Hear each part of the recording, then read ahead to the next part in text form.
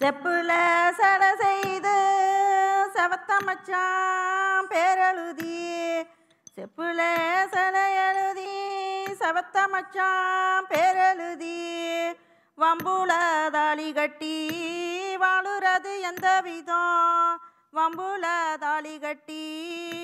வாழுறது எந்த விதம் நானா என்கிற மூனா உன்னை நம்புவதெல்லாம் வீணா நானா என்கிற மூனா உன்னை நம்புவதெல்லாம் வீணா வாக்கப்பட்டு வளவி தொட்டு வடக்கு முகம் போற புள்ள வாக்கப்பட்டு வளவி தொட்டு வடக்கு முகம் போற புள்ள வாங்கி தின்ன முக்கா தொட்டு வட்டி முதலாகுதடி வாங்கி தின்ன முக்கா தொட்டு வட்டி முதலாகுதடி அரட்டா என்கிற விரட்டா ஒரு அர்த்தம் சொல்லி தரட்டா அரட்டா என்கிற விரட்டா ஒரு அர்த்தம் சொல்லி தரட்டா பார்த்தேனையா உன் முகத்தை பகச்சேனையா என் சாணத்தை பார்த்தேனையா உன் முகத்தை பகச்சேனையா என் சாணத்தை கேட்டேனே உன் பேச்ச கேட்டு நானும் நிற்கிறேனே கேட்டேனே உன் பேச்ச கேட்டு நானும் நிற்கிறேனே நானா என்கிற மூனா உன்னை நம்புவதெல்லாம் வீணா நானா என்கிற மூனா உன்னை நம்புவதெல்லாம் வீணா பதையில பார்த்தேனடி பதகத்தி ஒம்மோகத்தை பதையில பார்த்தேனடி பதகத்தி ஒம்மோகத்தை 10 நாளா பேசலையே பவி மனம் பொறுக்கலையே 10 நாளா பேசலையே பவி மனம் பொறுக்கலையே அரட்டா என்கிற விரட்டா ஒரு அர்த்தம் சொல்லி தரட்டா தந்தானே தானே தன தந்தானே தானே யாரது ஏன் பாட்டுக்கு எச பாட்டு பாடுறது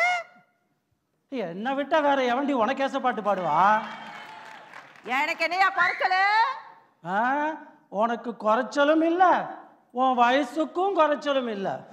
குமரனா வெத்திலை கூட மெல்ல முடியாம இடிச்சு தின்ற கிளவி நீ ஆமா இயத்த பார்த்து இழிச்சுதான் பித்தளை இதா பாரு கிளவி கிளவினா ஏன் கோச்சுக்கிட்டு உங்க ஆத்தா வீட்டுக்கு போயிருவியாக்கும் எங்க போறது போனா திரும்பி வர ஊருலையா அவங்க இருக்காக அப்பனோட தோளுல அரசியா வளம் வந்தேன் ஆத்தா சேல ஓரத்துல வைரமா பல பழத்தேன் அப்படியா சீரடுத்து வந்த மாமே சிவலோகம் போயிட்டானு ஆளாறு இல்லாம நான் அழுதுகிட்டு இருக்கேனே நீ ஏன் இப்ப அழுதுட்டு இருக்க போறவங்க போயாச்சு இனிமே உனக்கு நானு எனக்கு நீ அதுக்கேண்டி இப்படி அழுவுற நாம இப்ப நல்லா தானே இருக்கோம் ஏன் ஒன்னும் சொல்ல மாட்டேங்கிற ஆமான்னு ஒரு பொய்யாவது சொல்ல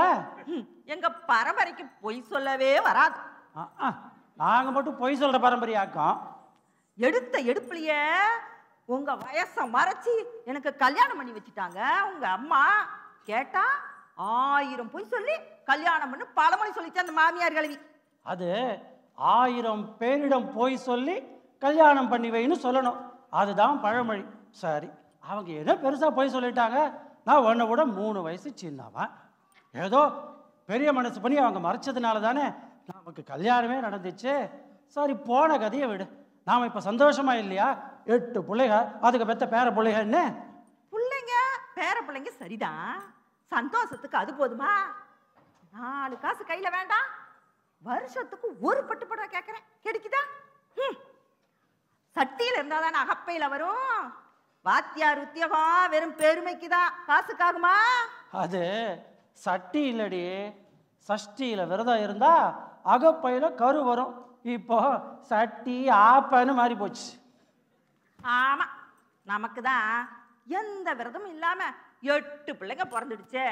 காசி ராமேஸ்வரம் போகவில்லை அந்த அரச மரத்தையும் சுத்தவில்லை பத்தேனா பிள்ளைங்க 8 பேராமலே இன்னும் ஒண்ணு